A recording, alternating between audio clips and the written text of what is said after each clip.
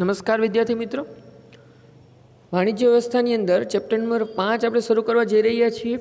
ધંધાકીય વ્યવસ્થાના સ્વરૂપો ભાગ 1. પ્રસ્તાવનાથી શરૂ કરીએ. સમયની સાથે સાથે માનવીની જરૂરિયાતો વધતી ગઈ અને તેમાં વિવિધતા આવતી ગઈ. માનવી પોતાની તમામ જરૂરિયાતો પોતાની જાતે સંતોષવા અસમર્થ બન્યો. મિત્રો, જરૂરિયાત એક એવી વસ્તુ છે વ્યક્તિના જીવનમાં કે એની અંદર બહુ મહદઅંશે એવું બને કે એની અંદર સમયમાં પરિવર્તન થતાં સમય જતાં ઘટાડો થાય. બાકી મેક્સિમમ એવું જ હોય કે જરૂરિયાતો જે છે એ વ્યક્તિની સમયાંતરે વધતી જાય. બરાબર, જે હોય એકચ્યુઅલ એના કરતાં આગળ જે છે એમાં ઇન્ક્રીઝ થાય. બરાબર છે, કારણ કે આજે આપણે આપણા જીવનનું જ આપણે તારણ કાઢીએ કે એનાલિસિસ કરીએ કે તમે અત્યારે 11th સ્ટાન્ડર્ડની અંદર છુઓ તો તમે વિચાર કરો કે જ્યારે તમે પ્રાઇમરી બેઝમાં ભણતા હતા, 4th 5th ધોરણની અંદર હતા, ત્યારે જે તમારી નીડ્સ હતી અને અત્યારની તમારી જે નીડ્સ છે એમાં કાંઈ ઇમ્પ્રુવમેન્ટ થયું, વધારો થયો છે, ઘટાડો થયો છે, શું થયું છે?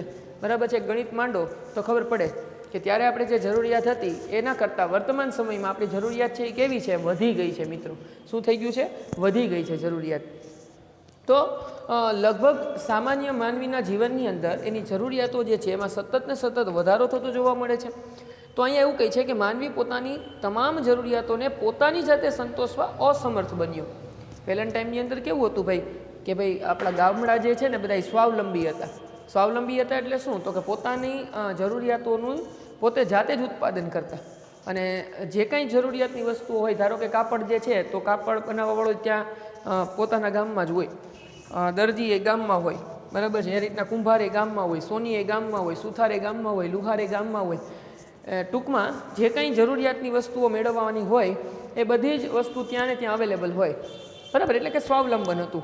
પણ આજના સમયની અંદર લોકોની જરૂરિયાતો ત્યારે છે ને મિત્રો મર્યાદિત જરૂરિયાતો હતી કે જેને પહોંચી વળવું સમર્થ હતું. અત્યારે જરૂરિયાતો એટલી બધી અનલિમિટેડ બની ગઈ છે મિત્રો લોકોની કે એને આ રીતના પોસિબલ નથી બનતું એને પૂરી કરવી.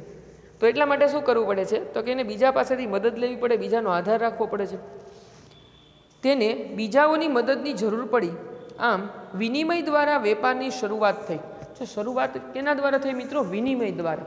આપણે જાણીએ છીએ કે પહેલાં જે પદ્ધતિ હતી એકબીજા સાથે જે ટ્રાન્ઝેક્શન કરવા માટેની એ વિનિમય પ્રથા હતી, વસ્તુ વિનિમય પ્રથા હતી.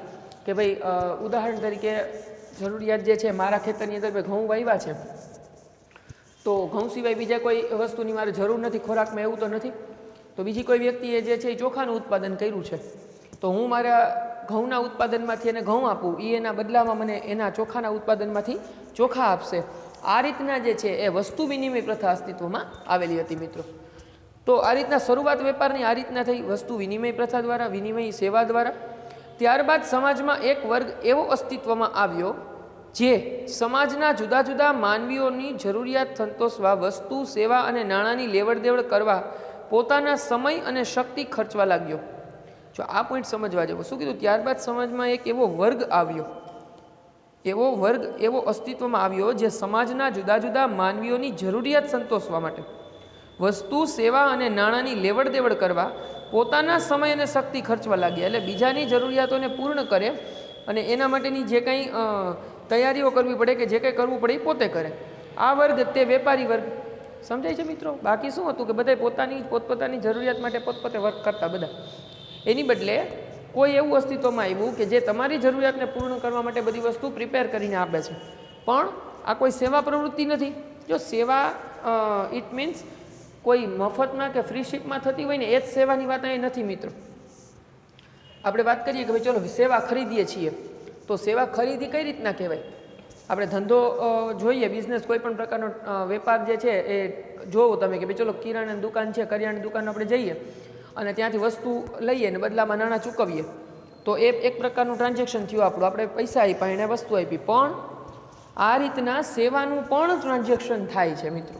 કઈ રીતના થાય છે એ તમને સમજાવું કે ચલો તમે ડૉક્ટર પાસે જાઓ છો તો ડૉક્ટરને તમે ચેકઅપ કરવા માટે જાઓ તો ડૉક્ટર પાસે તમે ચેકઅપ કરાવીને શું આપો છો? એમની ફી આપો છો.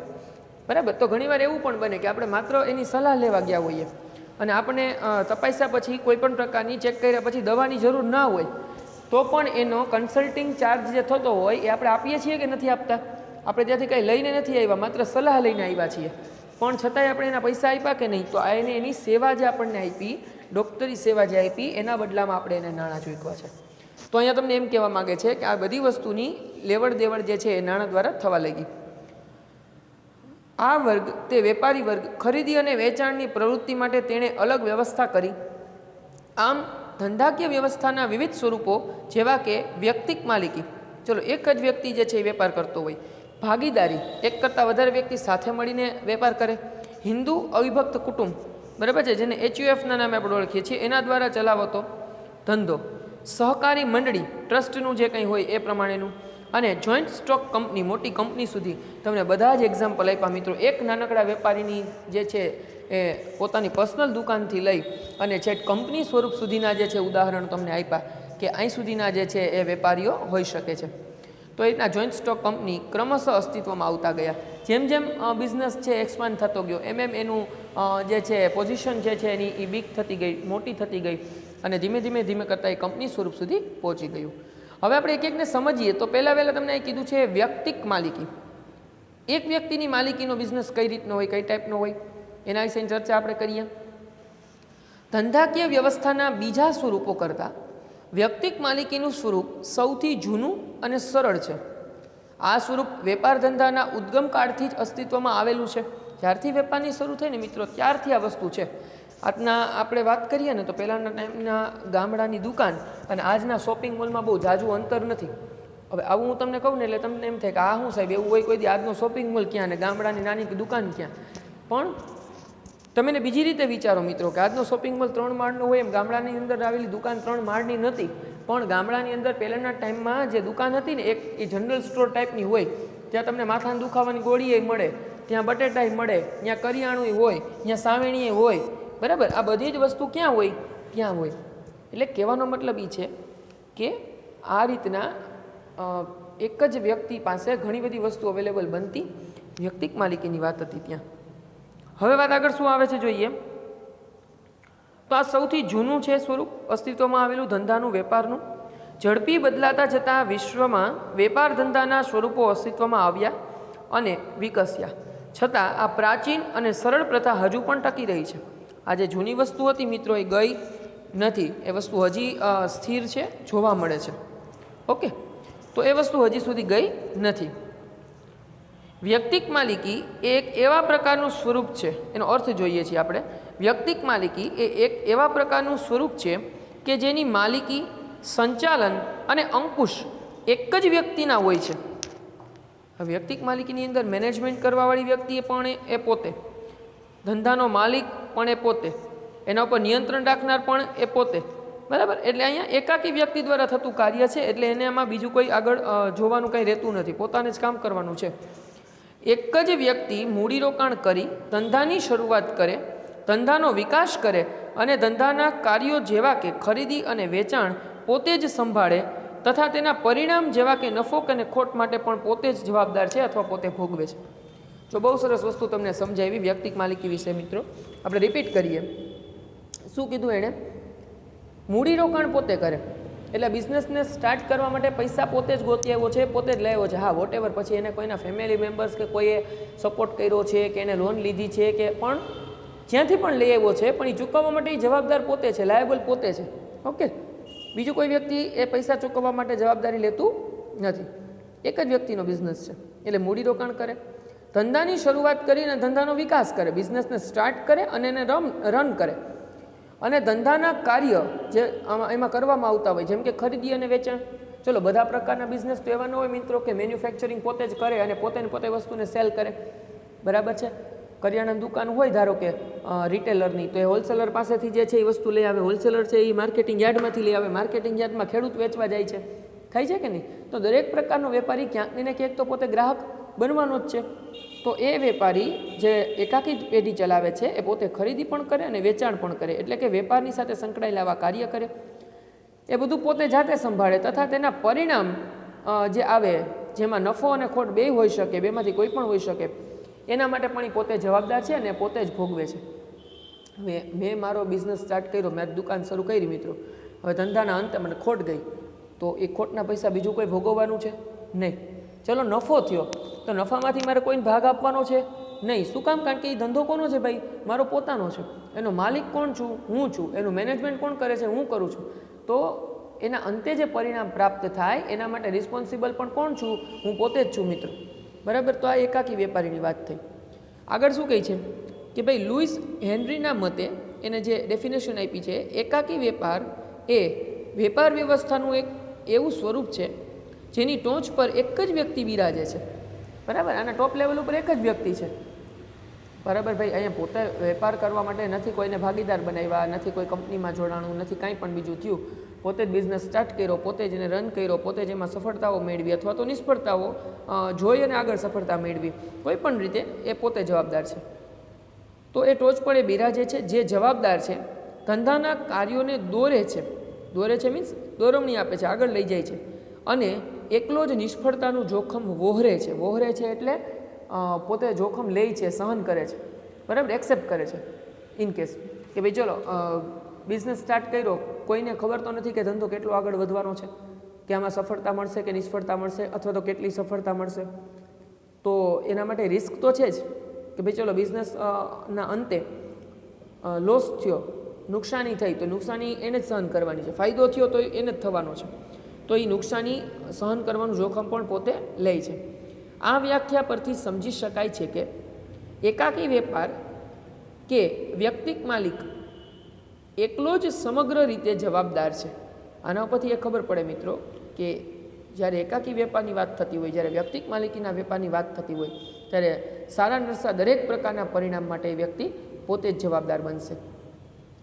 સંપૂર્ણ વેપાર તેની દોરવણી હેઠળ ચાલે છે. આમાં માર્ગદર્શન આપનારે એ જ છે. આપણે પહેલાં જ કીધું, મેનેજમેન્ટ કરનારે એ છે, નિર્ણય લેનારે એ છે. એટલા માટે એની દોરવણી મુજબ આ ચાલે છે. અને વેપારમાં ખોટ આવે કે નાદારી નોંધાવી પડે તો તેનું જોખમ પણ તેના માથે જ રહે છે. હવે જો શું કીધું, ખોટ આવે અથવા નાદારી નોંધાવી પડે. હવે મિત્રો ખોટને તો જનરલી આપણે સમજીએ કે ચલો નફા ખોટના આપણે દાખલાએ ઘણા ભણ્યા પ્રાઇમરી બેઝમાં. બરાબર છે કે ભાઈ પડતર કિંમત શોધો ને ખરીદ કિંમત આટલી હતી ને વેચાણ કિંમત આટલી હતી ને આટલામાં ખરીદ્યું ને આટલામાં વેચ્યું તો નફો થાય કે ખોટ જાય. નફાનું સૂત્ર ને ખોટનું સૂત્ર ને પડતર કિંમતનું સૂત્ર ને આવું તો બહુ ભણ્યા આપણે. એટલે ખોટને તો આપણે સમજી શકીએ કે તમે જે એક્સપેન્સ કર્યો છે એના કરતાં ઓછી કિંમતે જ્યારે તમે વસ્તુને વેચો ત્યારે તમને ખોટ જાય. પણ નાદારી નોંધાવી પડે એનું જોખમ પણ પોતે માથે લે છે. હવે નાદારી એટલે શું ભાઈ? તો જનરલી આ પણ તમને ખબર હોવી જોઈએ. આપણે તમારે જે છે 10th સ્ટાન્ડર્ડની અંદર સોશિયલમાં કે એમાં ક્યાંય એવું હોય, બરાબર છે, ભણવામાં અથવા તો કોઈ પણ જગ્યાએ નાદારીની ચર્ચા આપણે થઈ હોય, ન થઈ હોય તો આપણે કરી દઈએ. નાદારી નોંધાવી એટલે શું ભાઈ? તો કે જ્યારે કોઈ પણ વ્યક્તિ ની આર્થિક સ્થિતિ ખૂબ જ નબળી બની જાય અને એમને જે છે એ પૈસા ચૂકવવાના થતા હોય સમાજને કોઈ પણ રીતે, અને એ ચૂકવી શકે એવી હાલતમાં ના હોય, ત્યારે એવા સમયે ગવર્મેન્ટ પાસે, કોર્ટ પાસે એ નાદારી નોંધાવી દે કે ભાઈ ચલો મારી એમાં જ્યારે નાદારી નોંધાવે ત્યારે એને પોતાની દરેક પ્રકારની મિલકતો કે જે કાંઈ એની આર્થિક સ્થિતિની સાચી બાબતો છે ને એની જાણ કરવી પડે. અને કોર્ટ પણ એનાલિસિસ કરે કે ભાઈ ચલો આ વ્યક્તિ, ધારો કે હું છું, હું એમ કહું છું કોર્ટને જઈને કે ભાઈ મારે નાદારી નોંધાવી છે, બરાબર, મને નાદાર જાહેર કરો. તો મને નાદાર જાહેર કરતાં પહેલાં એ લોકો મારી બધી જ અસેટ્સ છે એની ગણતરી કરશે કે મારી નામે મિલકત છે કાંઈ, રોકડ સિલક છે કાંઈ, મારી પાસે કેટલીક મિલકત છે શું નહીં, કેટલા લોકો મારી પાસે પૈસા માગે છે, મારે કેટલા ચૂકવવાના થાય છે, એ બધું એનાલિસિસ કરી અને પછી એ મને નાદાર જાહેર કરે. હવે નાદાર જાહેર થયા પછી મને ફાયદો અને નુકસાન શું થાય એની વાત કરું. તો મને નાદાર જાહેર કર્યા પછી મારી પાસે જે લોકો પૈસા માગે છે અથવા તો મારે જેમ ચૂકવવાના થાય છે લીગલી, એ બધા જ વ્યક્તિના નામના લિસ્ટને બધું મેં એ લોકોને આપ્યું હોય. એટલે એ જાહેરાત કરે કે આ વ્યક્તિ પાસે આટલા જણાના લેણા આટલા રૂપિયા થાય છે. તો કોઈ પણ વ્યક્તિ હવે એની પાસે આ લેણાના પૈસા જે છે એની ઉઘરાણી કરવા ન જાય, એના પૈસા કોર્ટ થ્રુ ચૂકવવામાં આવશે. બરાબર. અને કોઈ પણ વ્યક્તિ જો એને પૈસા બાબતે ટોર્ચરિંગ કરશે અને કોઈ આગળ જતાં જે છે એ અયોગ્ય પગલું ભરવામાં આવે એ વ્યક્તિ દ્વારા, તો એના જવાબદાર જે તે વ્યક્તિ રહેશે. એટલે કોઈ મને હવે છે એ ટોર્ચર નહીં કરી શકે, બીવડાવી નહીં શકે પૈસા માટે. આ એક ફાયદો. નુકસાન શું? તો કે જ્યાં સુધી મારી નાદારી જે છે એ પૂરી ન થાય ત્યાં સુધી મને કેટલાક પ્રકારની છૂટછાટો જે મળતી હતી હવે નહીં મળે. જેમ કે હું મારી કોઈ મિલકત નહીં વસાવી શકું, બરાબર. પછી મારી જે કાંઈ ઇન્કમ હશે એ કમ્પલસરી મારી એની રોજિંદા જીવનની ઉપયોગની જમા રાખતા બાકીના પૈસા મારા કોર્ટને સમયાંતરે જમા કરવા પડશે અને એ લેણદારોને ચૂકવશે, બરાબર છે. તો આ રીતના જે છે કેટલીક જગ્યાએ જે છે આવા ચેન્જીસ આવશે મારા માટે. તો આ રીતના નાદારી નોંધાવવી પડે, કદાચ એટલું મોટું નુકસાન જાય એકાકી વ્યક્તિને બિઝનેસની અંદર કે એને આખી નાદારી નોંધાવી દેવી પડે, તો પણ એના માટે એ પોતે જ જવાબદાર બને છે મિત્રો. ઓકે, તો આ જે છે એ અહીંયા સમજવા જેવી બાબત છે એના અર્થની અંદર, વ્યક્તિક માલિકીના અર્થમાં. ત્યાર પછી આવે છે એની લાક્ષણિકતાઓ. તો એની લાક્ષણિકતા વિશેની ચર્ચા કરીએ તો પહેલું જે છે એ છે સ્થાપનાની સરળતા. આ એકાકી વ્યાપાર શરૂ કરવો, વ્યક્તિક માલિકીનો વ્યાપાર શરૂ કરવો ખૂબ જ સરળ છે. કઈ રીતે?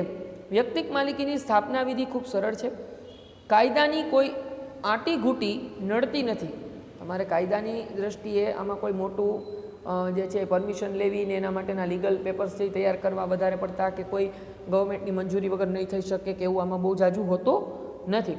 તો શું હોય છે તો કે એ બહુ મોટે પાયે કોઈ આંટાઘૂંટી હોતી નથી. કાયદેસરનો વેપાર કોઈ પણ વ્યક્તિ ગમે તે સ્થળે શરૂ કરી શકે છે. જો શબ્દ શું વાપર્યો છે? કાયદેસરનો વ્યાપાર કોઈ પણ વ્યક્તિ કોઈ પણ સ્થળે શરૂ કરી શકે છે. બરાબર? એટલે એનો મિનિંગ એવો થયો કે જે સમાજને નુકસાન ન કરે એવી કોઈ પણ વસ્તુ તમે જાહેરમાં કોઈ પણ સ્થળે વેચી શકશો. સમજી શકો છો તમે મિત્રો? આ રીતના જે છે એ થાય. હવે તમે એવું વિચાર કરો કે મારે જે છે એ આપણી ગુજરાતની અંદર ધારો કે દારૂબંધી છે, બરાબર, અથવા દારૂબંધી હોય તો તમે એમ કહો કે મારે એનો બિઝનેસ સ્ટાર્ટ કરવો છે જાહેરમાં, તો એ ન થાય. પણ તમે કહો કાં લે, આમાં તો લખ્યું હતું કે વ્યક્તિક માલિકીમાં તમે ધંધો કરી શકશો, કોઈ પણ ગવર્મેન્ટની મંજૂરી લેવાની જરૂર નથી. પણ ક્યાં? કાયદેસરની વસ્તુ માટે. તમે કરિયાણાની દુકાન કરો તો તમને કોઈ ના નહીં પાડે એના રૂલ્સ ને રેગ્યુલેશન મુજબ, બરાબર છે. હા, કોર્પોરેશનના નિયમમાં જે આવતું હોય એ બધું તમારે કરવું પડશે, પણ એ સિવાય કોઈ લીગલી બીજી કોઈ મંજૂરી લેવાની જરૂર નથી. પણ તમારે ફટાકડાની ફેક્ટરી કરવી હોય તો એના માટે પાછી મંજૂરી લેવી પડે. એટલે આ રીતના છે. તો વ્યક્તિક માલિકીનો વ્યાપાર સ્થાપવો સરળ છે. એમાં ગવર્મેન્ટના કોઈ બધા મોટા રૂલ્સ એન્ડ રેગ્યુલેશન્સ નથી. મૂડીની વાત કરીએ તો વ્યક્તિક માલિકીમાં માલિક પોતે જ મૂડી રોકે છે. જો તેને પોતાની મૂડી અપૂરતી જણાય તો તે નાણાં ઉછીના લઈને પણ ધંધામાં રોકી શકે છે. મારે બિઝનેસ સ્ટાર્ટ કરવો છે પણ મારી પાસે એટલા પૈસા નથી કે આખો બિઝનેસ મારા એકલાથી સ્ટાર્ટ થાય, તો એના માટે હું કોઈને પાર્ટનર ન બનાવું, પણ મારી પાસે પૈસા નથી, કોઈ પાસેથી ઉછીના પૈસા લઈ શકું, મદદ લઈ શકું કોઈની. આ ઉછીના નાણાં પરત કરવાની જવાબદારી માલિકની જ રહે છે. અને હું પોતે જ પૈસા લેવા ગયો છું તો મારા ઉપર જેને ટ્રસ્ટ હશે એ જ મને પૈસા આપવાનો છે, બરાબર, મદદ કરવાના છે. તો એને રિપ્લેસ પૈસા જે છે એ રિફંડ કરવાના, મારે પાછા આપવાની જવાબદારી પણ કોની રહેશે? મારી પોતાની રહેશે. પછી ત્રીજો પોઈન્ટ જે છે લાક્ષણિકતાનો એ છે વ્યવસ્થા શક્તિ. હવે વ્યવસ્થા શક્તિમાં શું છે તો કે વ્યક્તિક માલિકી પોતે જ ધંધાનો વ્યવસ્થાપક છે. આ ધંધાનો સ્થાપક કોણ છે ભાઈ? એ પોતે જ છે. અને સામાન્ય રીતે માલિક પોતે જ ખરીદી વેચાણ જેવા બધા જ કાર્ય કરે છે. એટલે બધી જ વ્યવસ્થાઓ કોને કરવાની છે? એણે કરવાની છે. દુકાનની અંદર વસ્તુ લઈ આવી એને, વેચવાની એને, હિસાબ રાખવાનો એને, ઉધાર માલ આપે તો પણ એના ઉપર રિસ્ક ઉપર છે. રોકડેથી વેપાર કરે તો એના ઉપર છે, બરાબર. ઉધાર વેપાર કર્યા પછી ગાલખાત થાય, બરાબર, સાદી ગુજરાતી ભાષામાં કહીએ તો કોઈ જે છે પૈસાનું બૂચ મારીને વયું ગયું ધારો કે, તો એ પણ એ જવાબદારી કોની? એ એની જ જવાબદારી રહેશે મિત્રો. ઓકે, આવો બૂચ મારી એવો શબ્દ આપણે ના બોલાય, પણ સામાન્ય રીતે આપણે આવી જે છે એ ઘટનાઓ જોતા હોઈએ સમાજની અંદર કે ભાઈ ચલો આટલા પૈસા લેવાના થતા હતા પણ એ ભાઈ છે એ પૈસા ન આપ્યા ને જતા રહ્યા. તો આ રીતનું પણ બને તો એ પણ વ્યક્તિક માલિકીની અંદર એ વ્યક્તિ પોતે જ રિસ્પોન્સિબલ હશે. ઓકે, તો મિત્રો આટલી લાક્ષણિકતાઓ ભણ્યા. આગળની લાક્ષણિકતાઓ જે છે એ આપણે નેક્સ્ટ લેક્ચરની અંદર કન્ટિન્યુ કરશું. અર્થ જે છે આનો વ્યવસ્થિત રીતે એકવાર ફરી પાછો વાંચજો, પ્રસ્તાવનાને વ્યવસ્થિત વાંચજો, વ્યક્તિક માલિકી શું છે એ સમજવાનો પ્રયત્ન કરજો. ત્યાર પછીનો પોર્શન જે છે એ નેક્સ્ટ લેક્ચરની અંદર આપણે જે છે એ હવે કન્ટિન્યુ કરીશું.